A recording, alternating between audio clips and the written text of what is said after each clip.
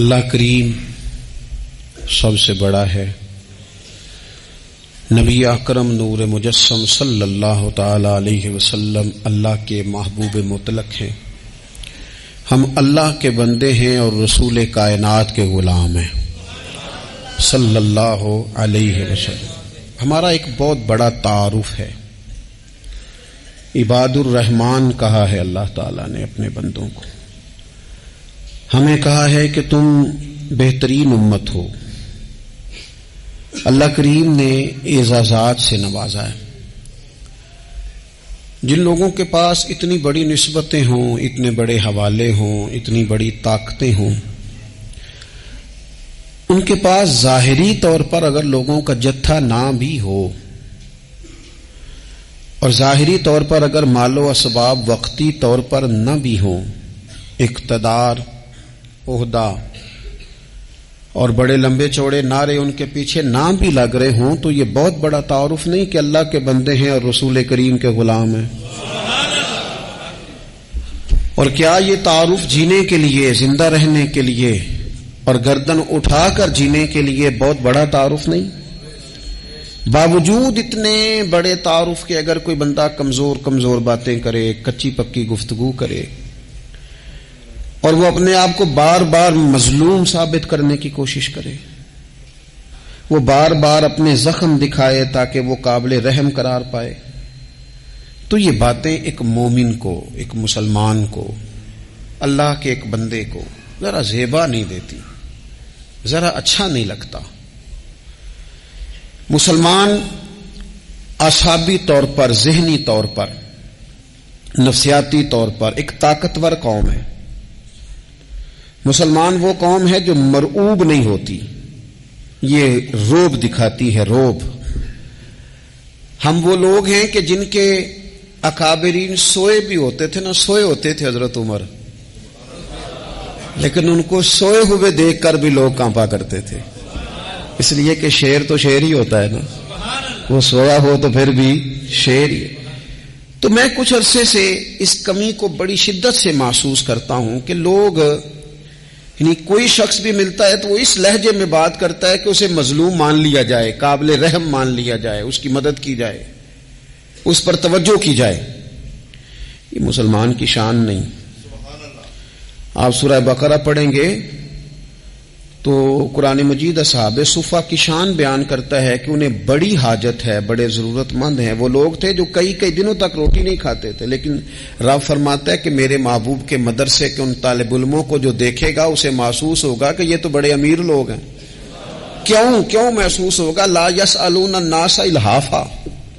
یہ لوگوں سے لپٹ کر سوال نہیں کرتے، کشکول طلب نہیں دراز کرتے، یہ اپنے پردے کو قائم رکھتے ہیں. خودداری، عزت نفس، وقار، خودی.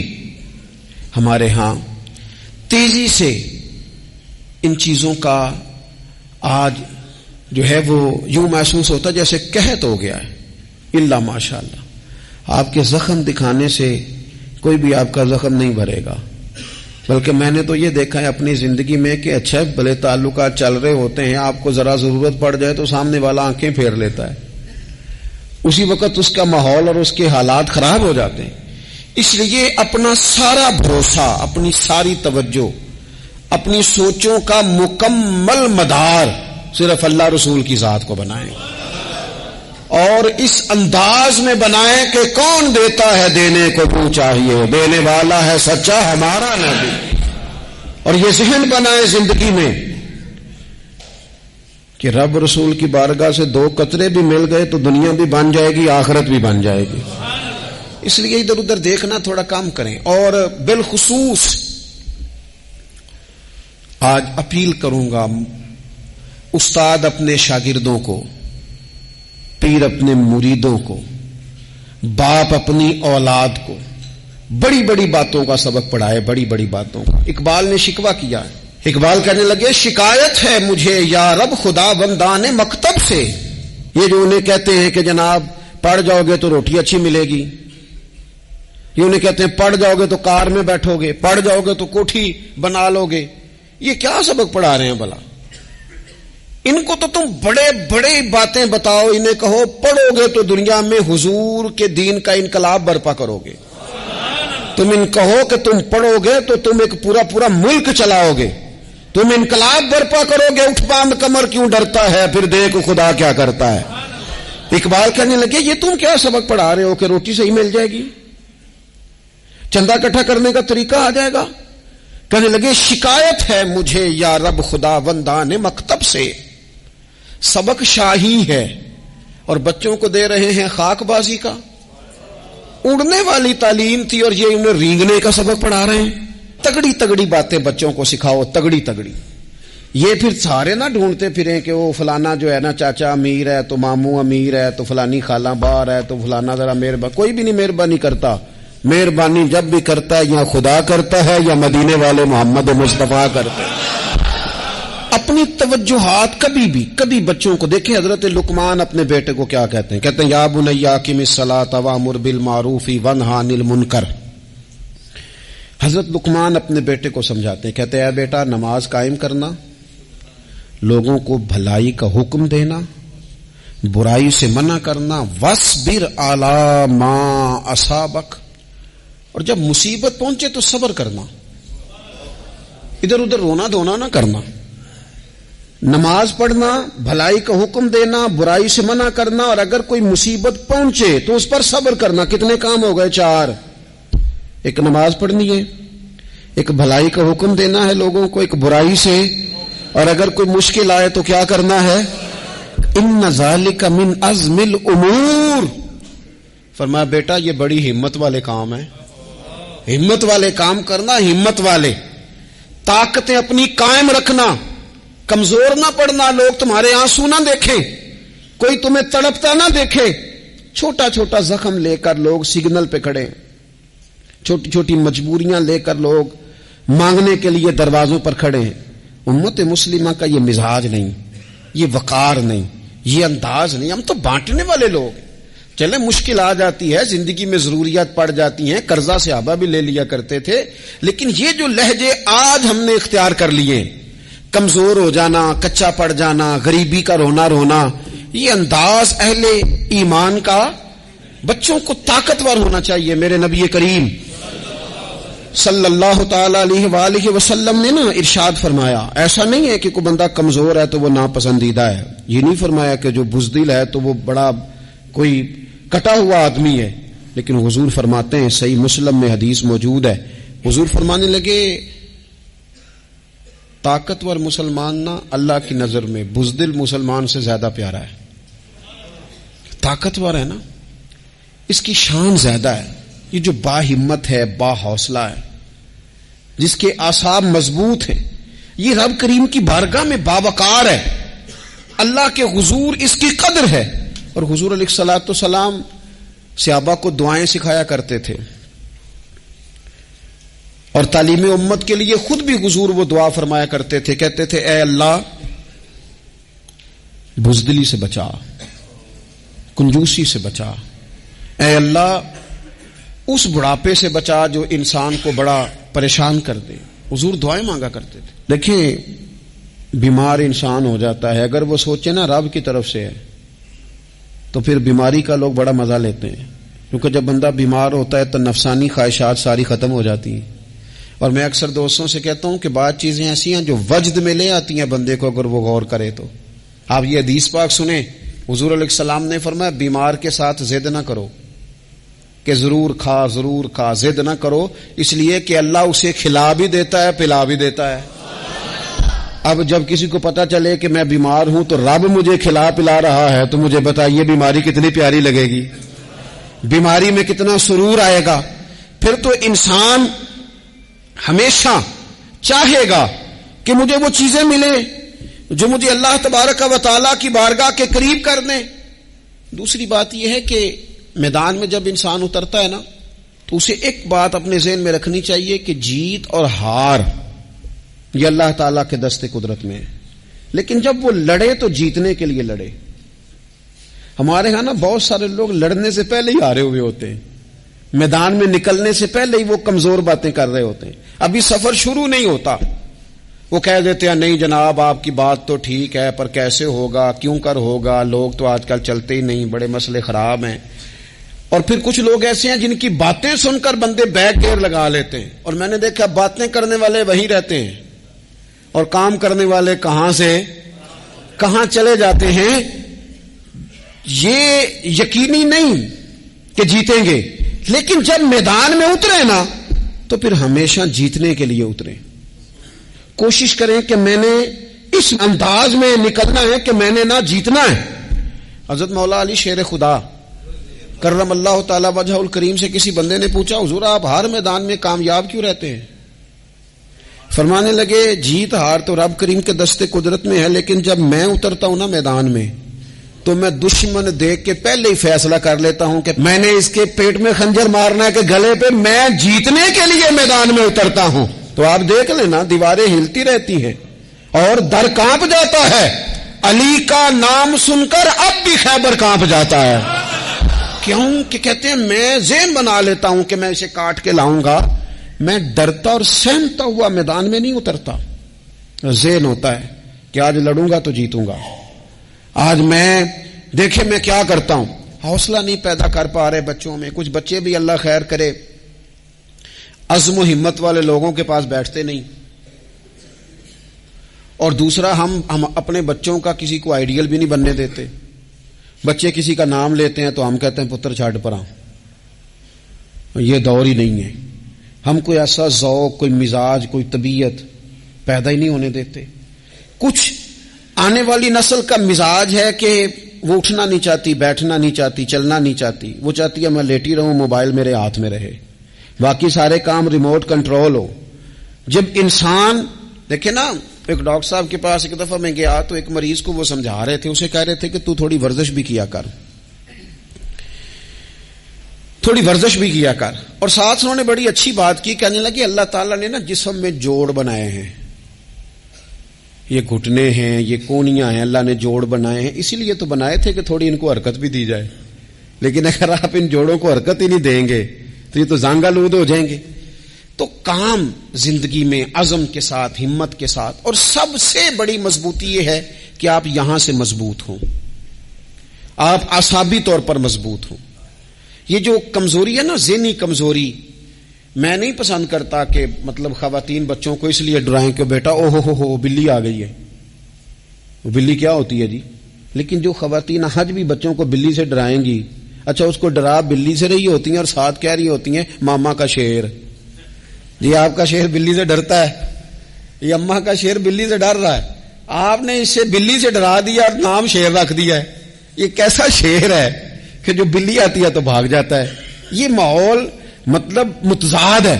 یہ کاکروچ دیکھ کر چیخیں مارنا نا، یہ برگر فیملی ہونے کی علامت ہے.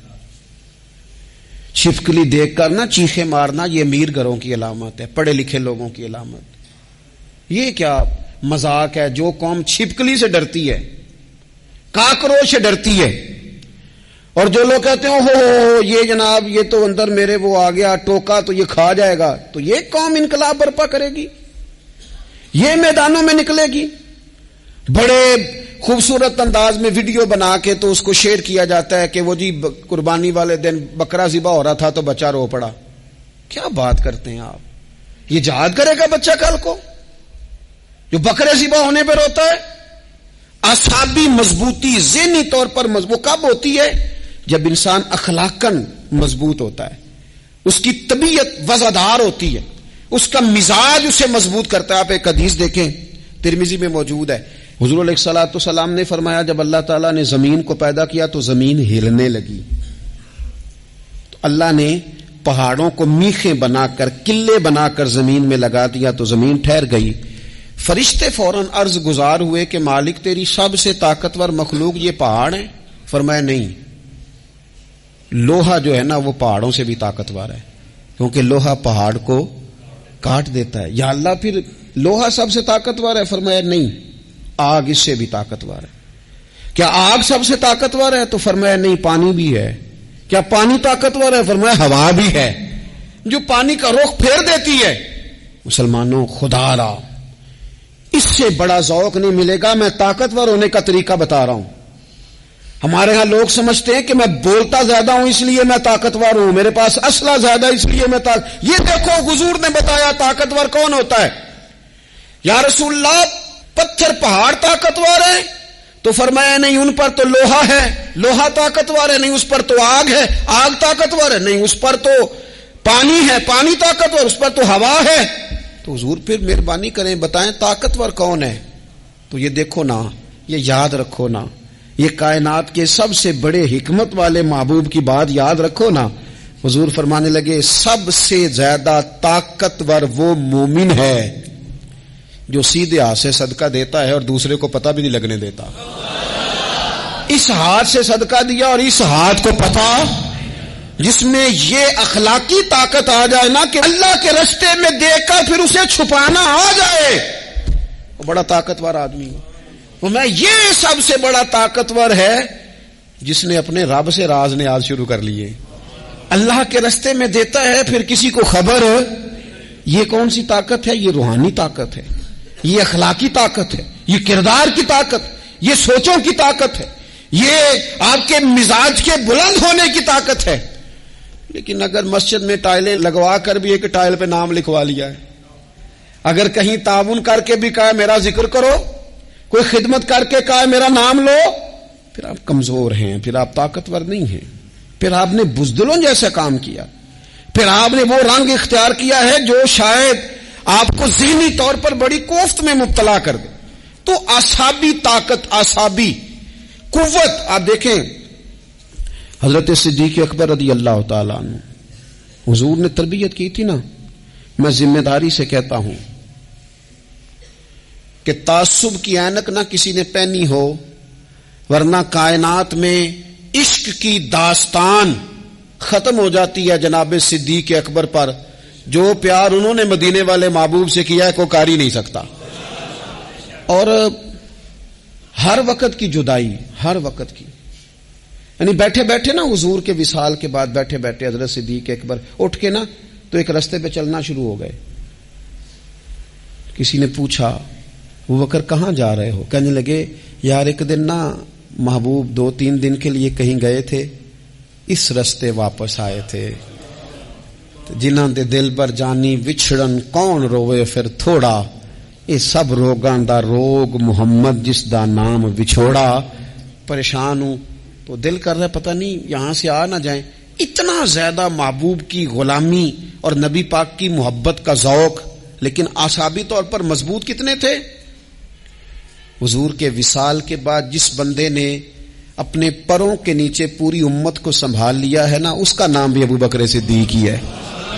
ایسے ایسے سنبھال لیا، سب سنبھال، دکھ سب سے زیادہ لیکن سنبھالا۔ کوئی زکوٰۃ کا منکر پیدا ہو رہا ہے، کوئی ختم نبوت پہ حملہ کر رہا ہے، کوئی کچھ ہو رہا ہے، کوئی کچھ ہو رہا ہے، ابو بکر صدیق نے فرمایا سارے لشکر روانہ کرو، جہاں جہاں حضور نے فرمایا تھا جہاد کرو۔ فرمایا جو ایک رسی بھی زکوٰۃ کی نہیں دے گا وصول کریں گے۔ لوگوں نے کہا حضور حالات بڑے اور طرح کے ہیں، کیسے کام چلے گا؟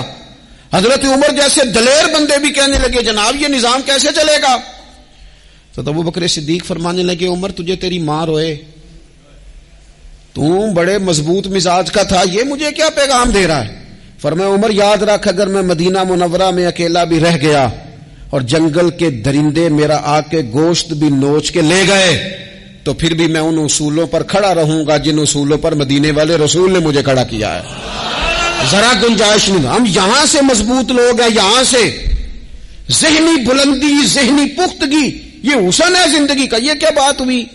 پرسوں فیصلہ کوئی اور تھا، سویرے پروگرام کوئی اور بن گیا، کل فلانے کا مرید تھا آج مجھے فیض نہیں ملا ادھر جا رہا ہوں، پرسوں فلانے کو استاد بنا بیٹھا تھا آج میرا پروگرام بدل گیا ہے، کل میری سوچیں اور تھیں آج میری سوچیں اور ہیں۔ جو قوم ساری زندگی تعین ہی نہ کرے وہ کام کیسے کرے گی؟ جو رستے کا آغاز ہی نہ کرے وہ منزل پر کیسے پہنچے گی؟ تو کمزور باتوں سے نکلیں، بزدلانہ سوچوں سے باہر آئیں، طے کریں زندگی میں یہ کچھ ہم نے کرنا ہے۔ میں نے کہا ہے نکلے میدان میں جیتنے کے لیے، پھر رب کی مرضی ہے، پھر اللہ کی مرضی ہے۔ ساری زندگی صحابہ پر قرض رہا، قرضے بھی رہے، خدمتیں بھی ہوتی رہی، جہاد بھی ہوتے رہے، ڈیوٹیاں بھی ہوتی رہیں, سارے کام ہی ہوتے رہے. ہمارا یہ مزاج ہے, ایک دو کھا گیا ہے ساری خوشیاں ہی گئیں, بس سارا کچھ ختم کر بیٹھتے ہیں. تو تھوڑی سی نا مضبوط دیکھیں. اچھا یہ حضرت ابو بکر کا حال ہے, تو جناب عمر کی کیفیت کیا ہے؟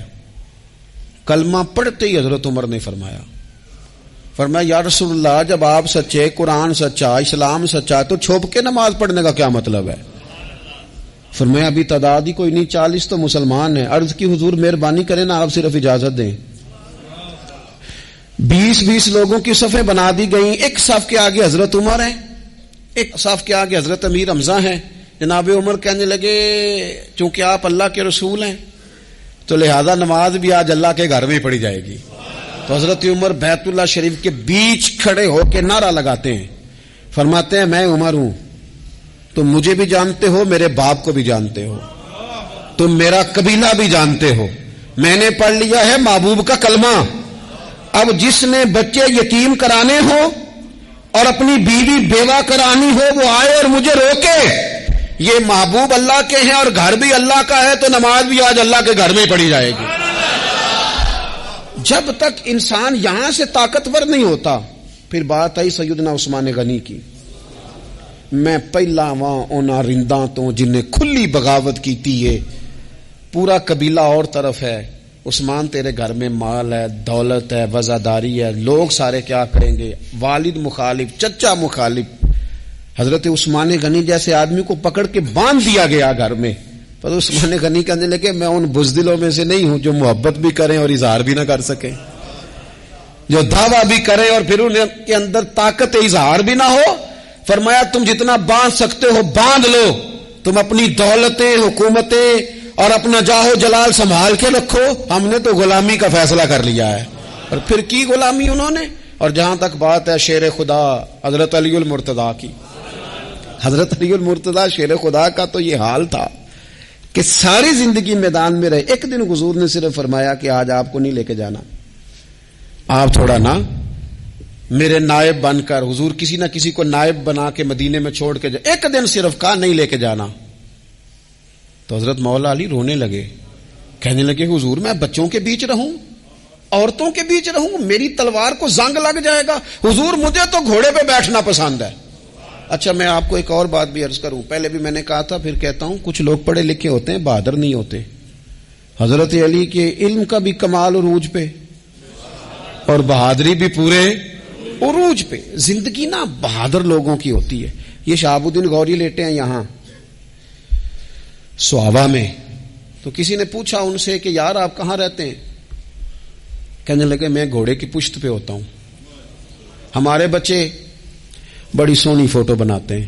ان سے پوچھیں آج کل آپ کیا کرتے ہیں؟ تو کہتے ہیں موبائل چلاتے ہیں. آپ کیا کرتے ہیں؟ فوٹو کھینچتے ہیں. آپ کیا کرتے ہیں؟ کہتے ہیں وہ نا مجھے ایسا عجیب مسئلہ ہے موبائل کا کہ بچوں کی نا مطلب میں کئی دفعہ سوچتا ہوں کہ اگر انہیں کچھ 4 گھنٹے موبائل سے علیحدہ رہنا پڑا نا تو ہو سکتا ہے کہ ان کو ڈاکٹر کو بھی دکھانا پڑ جائے, اتنی کو بری حالت ہو گئی. مجھے ڈھیر سارے دوست کہتے ہیں جی آپ ٹیلی فون پہ ملتے نہیں. میں نے کہا میں پہلے ملا کرتا تھا جب تک لوگوں کی جیب میں موبائل تھا, جب سے لوگوں نے ہاتھ میں پکڑ لیا نا تو پھر تو ایک دن میں 100 نمبر ملتا ہے, تو پھر آپ کیسے موبائل پہ رہیں گے؟ پھر تو ایک ہی کام ہے, یا فون سنیں گے یا کوئی اور کام کریں گے. تو تھوڑی سی ہمت والی زندگی گزاریں. بزدلانہ باتیں, کمزور باتیں ہمارے بچوں کو بھی کمزور کر دیں گی. یہ کچھ نہیں کر سکیں گے. حضرت سیدنا عبداللہ بن زبیر رضی اللہ تعالیٰ عنہ, یہ مدینہ منورہ میں پیدا ہونے والے سب سے پہلے بچے ہیں. حضرت سیدنا ابو بکر صدیق رضی اللہ تعالیٰ عنہ کے نواسے ہیں. حضور کے پھپھو جناب صفیہ کے پوتے ہیں, اور عشرہ مبشرہ صحابی حضرت زبیر بن عوام ان کے بیٹے. شروع سے ہی بڑے بہادر تھے. ایک دن کچھ بچے گلی میں کھیل رہے تھے تو ایک شخص نے آ کے نا چیخ ماری, ڈرایا, سارے بچے بھاگ گئے. جناب عبداللہ ابن زبیر کہنے لگے کیوں بھاگتے ہو؟ اب چیخوں سے بھی ڈرو گے؟ واپس آؤ سارے, میں تمہارا امیر ہوں, آؤ ذرا اس پر حملہ کریں. ہم سارے بھاگے اور یہ اکیلا کھڑا رہے. اس پر حملہ کیا, وہ ڈرانے والا خود ڈر کے بھاگ گیا. تھوڑا سا نا مزاج, ذہن, طبیعت دیکھیں نا, بدتمیزی اور چیز کا نام ہے لیکن گفتگو کا مضبوط ہونا یہ اور چیز کا نام ہے. بچوں کو جب پوری طرح یہاں تو ہم ان کو اس قدر زیادہ کمروں میں بند رکھتے ہیں کہ جب وہ نکلتے ہیں باغی ہو جاتے ہیں. یہاں پھر یہ ہوتا ہے کہ ان کے اندر جو صلاحیتیں ہوتی ہیں وہ پوری طرح دب جاتی ہیں. وہ جو کیفیات ہوتی ہیں جو ایک مردانہ وصف میں ہونی چاہیے ان کے اندر موجود نہیں ہوتی. اقبال کہتے ہیں آئین جواں مرداں حق گوئی و بے باکی، اللہ کے شیروں کو آتی نہیں روباہی. اور یہ جو سہمے دوست ہیں نا بالخصوص غریب طبقے سے، ان سے میں عرض کروں گا کبھی کسی کی گاڑی دیکھ کر مرعوب نہیں ہونا، کبھی کسی کے مہنگے کپڑوں کے روب میں نہیں آنا، کبھی نہیں. حالات کے سہمے ہوئے لوگوں کو بتا دو حالات بدل جاتے ہیں، ایک جیسے نہیں رہتے. کبھی کمزور نہ پڑیں اور جگہ جگہ اپنے دکھ بھی نہ بتائیں، جگہ جگہ اپنے دکھ نہ بتائیں. ہمت کریں.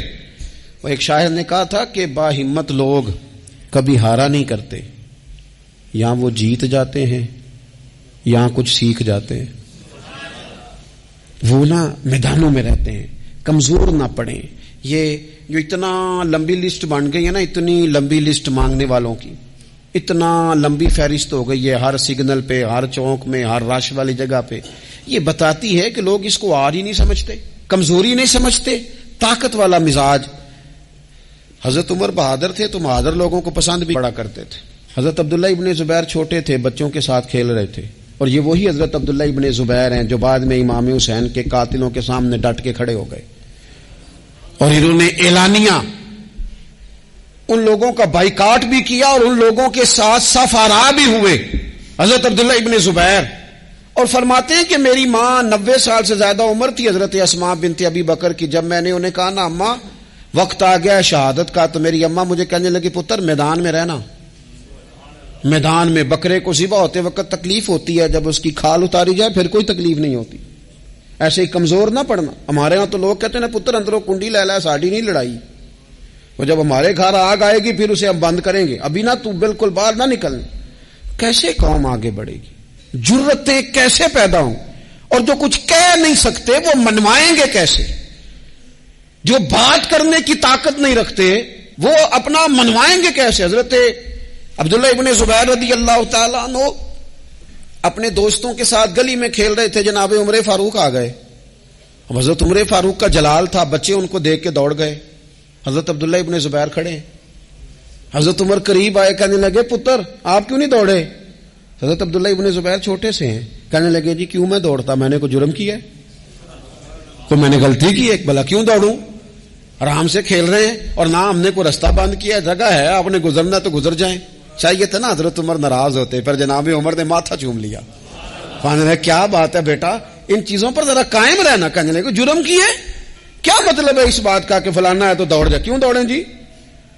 تو ہم نے جو قوم کو سکھانا شروع کیا ہے نا، دیکھیں فقر اور چیز ہے، درویشی اور چیز ہے، سادگی، لیکن ظلم سہنا اور چیز ہے.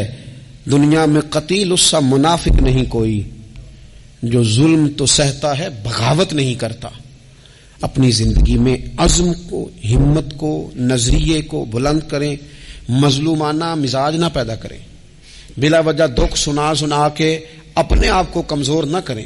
یاد رکھیں اگر ہم اپنے دکھ کسی کو سنا رہے ہیں اور اپنے آپ کو بڑا غریب ثابت کر رہے ہیں تو ایسا نہ ہو کہ ہمارے بچے اس کا برا اثر لے جائیں. خودداری سے جینا سکھائیں، عزت نفس سکھائیں. ہر وقت گھر کے اندر، کلاس کے اندر، اپنے دوستوں کی جمعیت کے اندر کمزور باتیں نہ کریں، رو دھو کے وقت نہ گزاریں. رونے سے بھی رات گزر جاتی ہے، ہنسنے سے بھی رات گزر جاتی ہے، ناشکری سے بھی دن بیت جاتا ہے اور شکر سے بھی. لیکن بس بات اتنی ہے کہ شکر والوں کا ذرا صحیح بیت جاتا ہے، ہنسنے والوں کا ذرا صحیح بیت جاتا ہے. زندگی میں عزم کے ساتھ، ہمت کے ساتھ لوگ جس حال میں مرنے کی دعا کرتے ہیں، معاذ اللہ، لوگ جس حال میں مرنے کی دعا کرتے ہیں، ہم نے اس حال میں جینے کی قسم کھائی ہے. اللہ تعالی ہمیں سمجھنے کی توفیق عطا کرے. آخر دعوانا ان الحمدللہ رب العالمین.